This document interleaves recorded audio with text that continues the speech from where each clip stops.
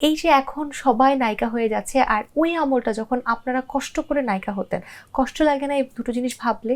অবশ্যই কষ্ট লাগে, যার জন্য তো ইন্ডাস্ট্রি অনেকটা থমকে গেছে। এটা তো কৃষ্টি কালচার, কালচার সাইডটা কতটুকু পরিপক্ক, সেটা হতে পারে অভিনয়, নাচ। তো এইটা না ছিল একটা কম্পিটিশনের মধ্য দিয়েই আসতো নায়িকারা। আমি যেমন অনেক ছোটবেলা থেকেই নাচ করি, আমার ব্যাকগ্রাউন্ড যদি বলা হয়। এখন যারা করছে আসলে তারা অনেক কনফিডেন্স নিয়ে করছে।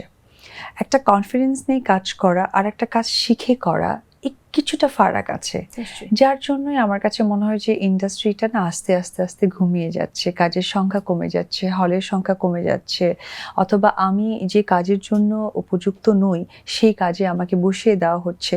আমি স্পেসিফিক কিছু বলবো না, বাট আমার কাছে মনে হয় যে প্রপার একটা মানুষকে গড়ে ওঠানোর পরেই আসলে নায়ক নায়িকা অথবা চলচ্চিত্রের মেইন জায়গা